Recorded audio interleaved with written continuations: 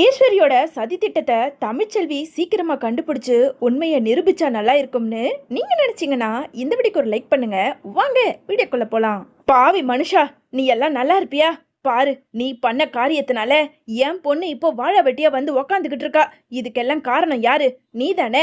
என்னமோ தமிழ்ச்செல்வி ஃபோன் பண்ணாலாம், என்ன ஏதுன்னு கேட்காம இவன் பாட்டுக்குன்னு என்னமோ போய் கல்யாணத்தை பண்ணி வச்சிட்டியான். நீ சொல்றதெல்லாம் நம்புற மாதிரியா இருக்கு. எனக்கு உன்னை பார்க்கும்போது இங்கே கொன்று போட்டுடலாமான்னு இருக்கு அப்படின்னு சொல்லிட்டு வசந்தி செல்லப்பாண்டியை பார்த்து ரொம்ப கோபத்தோட பேச, உடனே அங்கே இருந்த செல்லப்பாண்டியோ, இங்க பாரு வசந்தி, நான் என்ன வேணும்னேவா பண்ணேன்? சம்மந்திக்காக தான் இப்படி பண்ணேன். அதுவும் இல்லாமல் தமிழ்ச்செல்வி அவளோட ஃபோன்ல இருந்து எனக்கு கால் பண்ணியிருந்தா. சரி, எதுக்காக தமிழ்ச்செல்வி சொல்கிற பேச்சை நம்ம கேட்காம இருக்கணும்னு நானும் நல்லது பண்ணுறதா நினச்சி இப்படி கல்யாணத்தை பண்ணி வச்சேன். இங்கே பாரு, தமிழ்ச்செல்வி ஃபோன்ல இருந்து கால் வந்ததுனால மட்டும்தான் நான் கல்யாணத்தை பண்ணனே தவிர மற்றபடி ஒன்றும் கிடையாது. இங்கே பாருமா தமிழ், 1000 தான் மாப்பிள்ளை சண்டை போட்டாலும் இப்படி நீ கோவப்பட்டு இந்த வீட்டில் வந்து உக்காந்துக்கிட்டு இருக்கிறது சரியில்லை. நீ கிளம்புமா.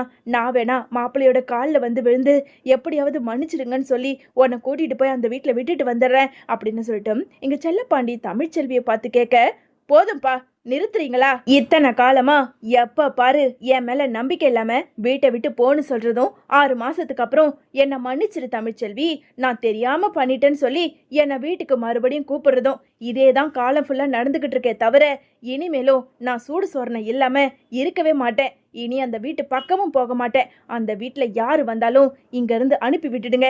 யார்கிட்டையும் நான் பேச விருப்பமே கிடையாது அப்படின்னு சொல்லிட்டு இங்கே தமிழ்ச்செல்வி பேசிக்கிட்டு இருக்க, உடனே அங்கே இருந்த வசந்தியோ, என்ன தமிழ் இப்படி பேசிக்கிட்டு இருக்க? யோ பாரியா, என் பொண்ணு இப்படி பேசுறத பார்க்கும்போது எனக்கு ரொம்ப பயமா இருக்கு.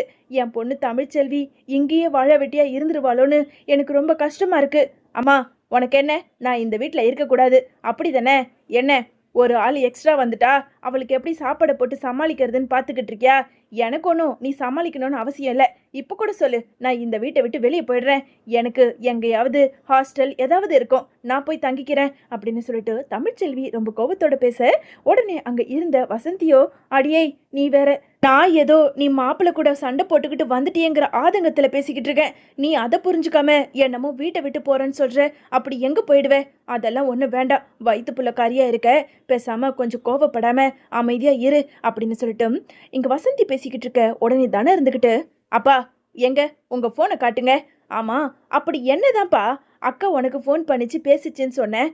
அதுவும் இல்லாம மறுபடியும் அக்காவுக்கு ஃபோன் பண்ணி தெளிவா கேட்க கூடாதா? எங்க பாருமா தானோ, நானும் தமிழ்ச்செல்விக்கு மறுபடியும் ஃபோன் பண்ணி பார்த்தேன். ஆனால் அவள் தான் சொன்னான், என் ஃபோனில் சார்ஜர் இல்லை, ஃபோன் சுவிட்ச் ஆஃப் ஆகிடும்ப்பா, நான் உங்களுக்கு நம்பர் அனுப்பி விட்டுறேன்னு சொல்லிட்டு அந்த சக்தியோட நம்பரையும் எனக்கு அனுப்பி விட்டுட்டா. நான் அதனால தான் போய் கல்யாணத்தை முடிச்சுட்டு வந்துட்டேன் அப்படின்னு சொல்லிட்டு இங்கே செல்லப்பாண்டி சொல்லிக்கிட்டு இருக்க, உடனே இங்கே தனத்துக்கு சந்தேகம் வருது. ஏங்கா, உன் ஃபோனு அன்னைக்கு சுவிட்ச் ஆஃப்ல இருந்ததா? நல்லா யோசிச்சு பாருக்கா. ஆமா தானோ, நீ கூட அன்னைக்கு என்ன சாப்பிட வந்து கூப்பிட்டல, அப்போ கூட நான் கூட வேலை செஞ்சுக்கிட்டு இருந்தேனே, என் ஃபோனில் சார்ஜர் இல்லைன்னு சொல்லிட்டு சார்ஜர் போட்டுட்டு குளிக்க போனேன். அவ்வளவுதான் எனக்கே தெரியும். ஆனால் மறுநாள் பார்த்தா இவ்வளவு பிரச்சனை நடந்திருக்கு. என்ன நடக்குதுன்னே புரியல. அந்த வீட்டில் யாராவது என்னோட ஃபோனை எடுத்து ஃபோன் பண்ணாங்களானோ எனக்கு தெரியல. இதை எப்படி நான் கண்டுபிடிக்கிறதுனோ தெரியல. அங்கே வேற நான் சவால் விட்டுட்டு வந்திருக்கேன். இந்த உண்மையை நான் கண்டுபிடிச்சு ராஜாங்க மாமாவை வெளியே நான் கொண்டு வரேன்னு அந்த ஆளுக்கிட்ட சவால் விட்டுட்டு வந்திருக்கேன். அதில் நான் எப்படியாவது ஜெயிச்சாகணும். எனக்குமே என்ன பண்ணுறதுன்னு தெரியல தானோ அப்படின்னு சொல்லிட்டு இங்கே தமிழ்ச்செல்வி பேசிக்கிட்டு இருக்க, உடனே அங்கே இருந்த தனமோ அங்கே செல்லப்பாண்டியை பார்த்து, ஏன்பா அன்னைக்கு நீங்கள் ஃபோனில் பேசிக்கிட்டு இருக்கும்போது அக்காவோட குரல் உங்களுக்கு தெளிவாக தெரியும்ல, அப்படி இருக்கும்போது அந்த குரலில் சந்தேக கொடுமா வரலம்மா. ஆனால் அன்னைக்கு பேசிக்கிட்டே இருக்கும்போது திடீர்னு ஒரு குரல் மாறின மாதிரி இருந்தது. அப்போவே கொஞ்சம், என்ன தமிழ், ஏதாவது உடம்புக்கு ஏதாவது முடியலையான்னு கேட்டேன். அதெல்லாம் ஒன்றும் இல்லை, கொஞ்சம் தொண்டை கட்டிக்கிட்டு இருக்கு அப்படின்னு வேற சொன்னான் அப்படின்னு சொல்லிட்டு செல்லப்பாண்டி சொல்ல, அக்கா என்னக்கா, பக்காவா யாரோ திட்டம் போட்டு உன்னோட ஃபோன் எடுத்துதான்க்கா உன் குரல்ல பேசியிருக்காங்க. கண்டிப்பா அந்த வீட்டில் இருக்க யாரோ தான்க்கா பண்ணியிருக்காங்க. அப்போ நீயும் பேசலனா உன் குரல்ல யாருக்கா பேசணும்? அந்த வீட்டில் யாராவது மிமிக்ரி பண்ற மாதிரி யாராவது இருக்காங்களாக்கா? நீ பார்த்துருக்கியா அப்படின்னு சொல்லிட்டு இங்க தனம் கேட்டுக்கிட்டு இருக்க இங்க தமிழ்ச்செல்வியோ, தெரியல தனோ, இது வரைக்கும் வீட்டில் மிமிக்ரி பண்ற மாதிரி யாருமே கிடையாது. ஆனா என்ன இந்த கேஸ்ல மாட்டி விடணும்னு பக்காவா திட்டம் போட்டு தான் யாரோ வீட்டில் பண்ணியிருக்காங்க.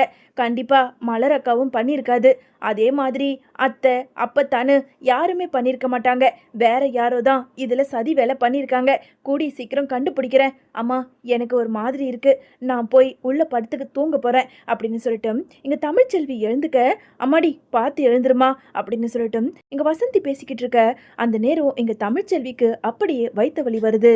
ஐயோ அம்மா வயிறு வலிக்குதுமா அப்படின்னு சொல்லிட்டு தமிழ்ச்செல்வி கத்தி கதற, உடனே அங்க இருந்த செல்லப்பாண்டியோ, ஏ வசந்தி என்னன்னு பாரு, சீக்கிரமா எதனாவது கஷாயம் எடுத்துட்டு வா, பாவம் வயிற்று புள்ளக்காரி அங்க இருந்து நடந்தே வந்திருக்கா, அதனாலதான் ஏதாவது வலி வந்திருக்கும், சீக்கிரம் அப்படின்னு சொல்லிட்டு செல்லப்பாண்டி பதறி அடிச்சுக்கிட்டு பேச, உடனே அங்க இருந்த வசந்தியுமே அங்க கஷாயம் எடுத்துட்டு வந்து இங்க தமிழ்ச்செல்வி கிட்ட கொடுக்க, என்னதான் கஷாயம் குடிச்சாலும் இங்க தமிழ்ச்செல்விக்கோ அந்த வயிற்று வலி நிக்காம மறுபடியுமே கத்த ஆரம்பிக்கிறாங்க. அடியே தமிழ், உனக்கு எந்த நாளடி டெலிவரி கொடுத்துருக்காங்க? எனக்கு என்னமோ உனக்கு இதுதான் பிரசவ வலியோன்னு தோணுது. என்னங்க முதல்ல ஒரு ஆட்டோ பிடிங்க, நாம சீக்கிரமா தமிழ்ச்செல்வியை ஹாஸ்பிட்டலுக்கு கூட்டிட்டு போனோம் அப்படின்னு சொல்லிட்டு அங்க இருந்த வசந்தியுமே பதறி போய் பேச, உடனே அங்க செல்லப்பாண்டியோ வேக வேகமா போய் ஒரு ஆட்டோவை எடுத்துட்டு வந்து நிப்பாட்டி, தமிழ் வா தமிழ் போலாம் அப்படின்னு சொல்லிட்டு இங்க தமிழ்ச்செல்வியை கூப்பிட, தமிழ்ச்செல்வியோ அங்க வழியில தாங்க முடியாம அப்படியே மயக்கமும் போட்டுடுறாங்க. உடனே செல்லப்பாண்டி அங்க தமிழ்ச்செல்விய தன்னோட 2 கைகளால வேக வேகமா தூக்கிட்டு வந்து இங்க ஆட்டோல உட்கார வச்சு கொஞ்ச நேரத்துல ஹாஸ்பிட்டலுக்குமே கூட்டிட்டு போயிடுறாங்க. ஆனாலும் இங்க தனு கண்டிப்பா மாமா கிட்ட சொல்லி ஆகணும் அப்படின்னு இந்த விஷயத்த அங்க சொல்றதுக்காக இங்க தனு அங்க சேதுவுக்கு ஃபோன் பண்ண, அவளோட உறவே வேண்டான்னு சொல்லிட்டோம், இந்த தனம் எதுக்காக நமக்கு ஃபோன் பண்றா, இவளோட காலை அட்டன் பண்ணவே கூடாது அப்படின்னு ரொம்ப கோபத்தோட ஃபோன் காலை கட் பண்ணிட்டு ஃபோனை தூக்கி ஒரு பக்கம் போட, இன்னொரு பக்கம் அங்க அப்பத்தாவுக்கு இங்க தனம் ஃபோன் பண்ண ஆரம்பிக்கிறாங்க. ஹலோ அம்மாச்சி, அம்மாச்சி நான் தனம் பேசுறேன். ஏய் சொல்லுடி, உன் அக்கா என்னதான் முடிவு எடுத்திருக்கா, மறுபடியும் வீட்டுக்கு வருவாளா வரமாட்டாளா? ஏதோ கோபத்துல போனா, அவளை கொஞ்சம் சமாதானப்படுத்தி எப்படியாவது வீட்டுக்கு கூட்டிட்டு வந்துடுறீ அப்படின்னு சொல்லிட்டு அங்க அப்பத்தா சொல்ல, ஐயோ அம்மாச்சி, அக்கா வீட்டுக்கு வந்ததும் கொஞ்ச நேரத்துல அக்காவுக்கு பிரசவ வலி வந்துடுச்சு, அக்காவை அப்பாவும் அம்மாவும் ஹாஸ்பிட்டலுக்கு கூட்டிட்டு போயிருக்காங்க, பக்கத்துல இருக்க ஹாஸ்பிட்டல்ல சீக்கிரம் வந்துருங்க அப்படின்னு சொல்லிட்டு இங்க தன விஷயத்த சொல்ல, கொஞ்ச நேரத்துல விஷயத்த கேள்விப்பட்ட அப்பத்தாவோ வேக வேகமா சேது கிட்ட போய், அடே சேது, தமிழ்ச்செல்வி அப்படின்னு சொல்லிட்டு இங்க பேரு சொன்னதை கேட்டதும், அப்பத்தா முதல்ல அவளோட பேரை எடுக்காத, இந்த இடத்த விட்டு போயிடு, அப்படி பேசுறதா இருந்தா. அப்பாவை ஜெயிலுக்கு அனுப்புனவ அவ ரோஷப்பட்டு உண்மையை ஒத்துக்காம அவ பாட்டுக்குன்னு வீட்டை விட்டு போயிட்டா, இனிமே அவளும் வேணாம் அவளோட உறவும் வேண்டான்னு நான் பாட்டுக்குன்னு இருக்கேன், உன் வேலையை மட்டும் பாரு அப்படின்னு சொல்லிட்டு இங்க சேது சொல்ல, உடனே அப்பத்தா இருந்துகிட்டு, அடே முட்டாள் மாதிரி பேசிக்கிட்டு இருக்காதரா, தமிழ்ச்செல்வி தப்பு பண்ணல, ஏன்னா அவ தப்பு பண்ணியிருந்தா உண்மையா முட்டி போட்டு மன்னிப்பு கேட்டிருப்பா, அவளை பத்தி எனக்கு தெரியும், எனக்கு தெரிஞ்ச அளவுக்கு கூட நீ தமிழ்ச்செல்வியை புரிஞ்சுக்கலையடா, எனக்கு நல்லா தெரியும் இந்த வீட்டுல இருக்க யாரோ தான் தமிழ்ச்செல்விய தப்பா நடத்தி வீட்டை விட்டு வெளியே அனுப்பணும்னு திட்டம் போட்டு பண்ணிருக்காங்க, ஆனா கூடிய சீக்கிரம் அதை தமிழ்ச்செல்வியை நிரூபிப்பா. சரி, இப்போ அதை பேச நேரம் கிடையாது, தமிழ்ச்செல்வி பிரசவ வழியில துடிச்சு செல்லப்பாண்டி ஹாஸ்பிட்டலுக்கு கூட்டிட்டு போயிருக்கானா, சீக்கிரமா வா, கார் எடு, நாம ஹாஸ்பிட்டலுக்கு போலாம் அப்படின்னு சொல்லிட்டு இங்க அப்பத்தா சொல்ல, என்னது பிரசவ வலியா, வந்தா வரட்டும், ஆனா நான் ஹாஸ்பிட்டல் பக்கம் வர மாட்டேன், எக்கேடு கெட்டுனா போகட்டும் அப்படின்னு சொல்லிட்டு இங்க சேது ரொம்ப கோவத்தோட பேச, அடே முட்டாள் மாதிரி பேசாதடா, அவ வயித்துல இருக்க குழந்தை உன்னுடையது, அது தெரியும்ல, அதை நீ விட்டு கொடுக்கலாமா? என்னைக்கா இருந்தாலும் ராஜாங்கம் இந்த வீட்டுக்கு திரும்ப வரதான் போறான், தமிழ்ச்செல்வி உண்மையை நிரூபிக்க தான் போறா, அதுக்காக இந்த பூமியில உன் புள்ள கால் வைக்கும்போது நீ அந்த குழந்தை பக்கத்துல இருக்க கூடாதா, வாடா போலாம் அப்படின்னு அப்பத்தா இங்க சேது கிட்ட சொல்லி புரிய வைக்க, பக்கத்துல இருந்த மோகனாவுமே, ஐயா முதல்ல சீக்கிரமா வாயா, என்னதான் இருந்தாலும் இந்த நேரத்துல கோவத்தை நீ காட்ட வேண்டாம், அவரை கண்டிப்பா வெளியே கொண்டு வந்துடலாம், ஆனா அதுக்கு முன்னாடி தமிழ்ச்செல்வியும் குழந்தையும் நல்லபடியா இருக்கணும், நம்ம வீட்டு வாரிசை நாம தான் பார்த்தாகணும், நீ வாயா போலாம் அப்படின்னு சொல்லிட்டு அங்க மோகனாவும் சொல்ல, உடனே இங்க சேது அப்பத்தா மோகனா மலர்னு எல்லாருமே கிளம்பி நேரம் ஹாஸ்பிட்டலுக்கு போறாங்க. ஹாஸ்பிட்டலுக்கு வந்த சேதுவை பார்த்ததும் அங்க செல்லப்பாண்டியோ, என்ன மாப்பிள்ள என் பொண்ணு வீட்டை விட்டு அனுப்பிட்டீங்க, கண்டிப்பா இதுல ஏதோ சதி இருக்குன்னு தமிழ்ச்செல்வி சொல்லிக்கிட்டு இருக்கா, அதை கண்டுபிடிக்கிறத விட்டுட்டு இப்படி தமிழ்ச்செல்வி மேல சந்தேகப்பட்டு தமிழ்ச்செல்வியை வீட்டை விட்டு அனுப்பிட்டீங்களே அப்படின்னு சொல்லிட்டு அங்க செல்லப்பாண்டி சேதுவை பார்த்து கேட்க, யோ ஒழுங்கு மரியாதையா தூர போயிடு, என் கண்ணு முன்னாடி பட்டன் வச்சுக்கோ, இங்கேயே உன்னை கொன்னு போட்டாலும் போட்டுடுவேன், நீ பண்ண காரியத்தினால என் அப்பா ஜெயில இருக்காரு, அவரையே நான் வெளியே எப்படி கொண்டு வர்றதுன்னு யோசிச்சுக்கிட்டு இருக்கேன், நீ என்னடானா உன் பொண்ணு தமிழ்ச்செல்விக்காக இங்க வந்து பேசிக்கிட்டு இருக்க, இப்ப கூட நான் ஏன் வந்திருக்கேனா, என் குழந்தை இந்த பூமிக்கு வரப்போகுது, பூமிக்கு வர நேரத்துல ஒரு அப்பாவா நான் அந்த குழந்தை பக்கத்துல இருக்கணும், அதுக்காக தான் நான் வந்திருக்கேன், உன் பொண்ணு மேல இறக்கப்பட்டுலாம் நான் வரல, தள்ளி போயிடு அப்படின்னு சொல்லிட்டு இங்க சேது சொல்ல, கொஞ்ச நேரத்துல டாக்டருமே வெளியே வராங்க. வெளியே வந்த டாக்டரை பார்த்ததும் அங்க வசந்தியோ, உங்க பொண்ணுக்கு ரெட்டை குழந்தை பிறந்திருக்கு அப்படின்னு சொல்லிட்டு அங்க டாக்டர் சொன்னதை கேட்டதும் இங்க வசந்திக்கு ரொம்ப சந்தோஷமாக, இன்னொரு பக்கம் இங்க செல்லப்பாண்டி ரொம்ப குழப்பத்தோட, ஏய் வசந்தி, என்ன தமிழ்ச்செல்விக்கு ரெட்டை குழந்தையா? ஆமாங்க, அதெல்லாம் அப்புறமா சொல்றேன், கொஞ்ச நேரம் வாயை முடிக்கிட்டு அமைதியா இருங்க அப்படின்னு சொல்லிட்டு இங்க செல்லப்பாண்டி கிட்ட வசந்தி சொல்லிக்கிட்டு இருக்க இங்க டாக்டருமே 2 குழந்தையும் எடுத்துக்கிட்டு வந்து அங்க அப்பத்தா கிட்ட ஒண்ணு, அங்க சேது கிட்ட ஒண்ணுன்னு கொடுக்க, அந்த குழந்தைய கையில வாங்கி இங்க அப்பத்தா பார்த்து ரொம்பவுமே சந்தோஷப்படுறாங்க. அப்பத்தாவுக்கு ஒரு ஐடியா தோண அங்க இருந்த வசந்திய தனியா அழைச்சுக்கிட்டு போய், என்னம்மா இங்க கூட்டிட்டு வந்திருக்கீங்க அப்படின்னு சொல்லிட்டு வசந்தி கேட்க, அடியே இங்க பாரு, உன் புருஷனால அந்த வீட்டுக்குள்ள எவ்வளவோ பிரச்சனை வந்து இப்போ தமிழ்ச்செல்வி அந்த வீட்டு பக்கமே வரமாட்டேன்னு சொல்லி பிடிவாதமா இருக்கா. கண்ணை முழிக்கிறதுக்குள்ள உன்கிட்ட ஒரு காரியம் சொல்ல போறேன், அதை நீ நிறைவேற்றணும், புரிஞ்சுதா? என்னம்மா சொல்றீங்க?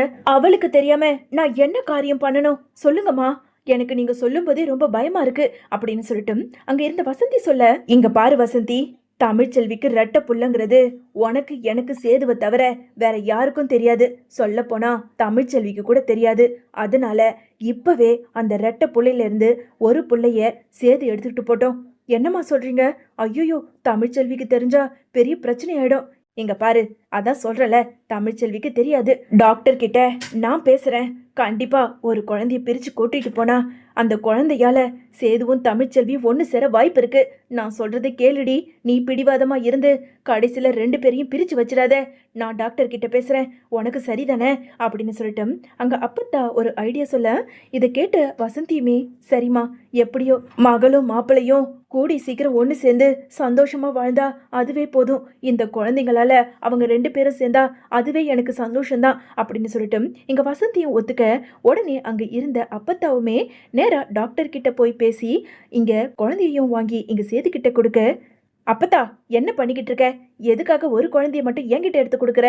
2 குழந்தைய வாங்கிட்டு வா அப்பத்தா, நாம கிளம்பலாம் அப்படின்னு சொல்லிட்டு அங்க இருந்த சேது சொல்ல, எங்க பாரு, கண்டிப்பா கண்ணு முழிச்சானா தமிழ்ச்செல்வி 2 புள்ளையில ஒரு புள்ளைய கூட உன்கிட்ட தரமாட்டா. தமிழ்ச்செல்விக்கு ஒத்த புள்ளன்னு அவன் நினைச்சுக்கிட்டு இருக்கா. அதனால இந்த ரெட்டை புள்ளையில ஒரு புள்ளைய எடுத்துக்கிட்டு வா, நாம இங்க இருந்து கிளம்பலாம் அப்படின்னு சொல்லிட்டு அப்பத்த சொல்ல, உடனே இங்க சேவோ, இங்க பாரு அப்பத்தா, இதெல்லாம் சரிப்பட்டு வராது. முதல்ல அவகிட்ட கண்ணு முழிச்சதும் ரெட்டை புள்ளன்னு சொல்லி 2 புள்ளைய வாங்கிட்டு வர வழிய பாரு. டேய், இந்த அப்பத்தா சொல்றத இப்பயாவது கொஞ்சமாவது காது கொடுத்து கேளு. எது செஞ்சாலும் நான் ஒரு காரியத்துக்காக தான் செய்வேன்னு உனக்கு தெரியும்ல, சொல்றது கேளு, சீக்கிரம் வா போலாம் அப்படின்னு சொல்லிட்டு இங்க டாக்டர் கிட்ட பேசி ஒரு வழியா ரெட்டை குழந்தையில இருந்து ஒரு குழந்தைய வாங்கி இங்க சேது கிட்ட கொடுத்து அங்க இருந்து கிளம்புறாங்க.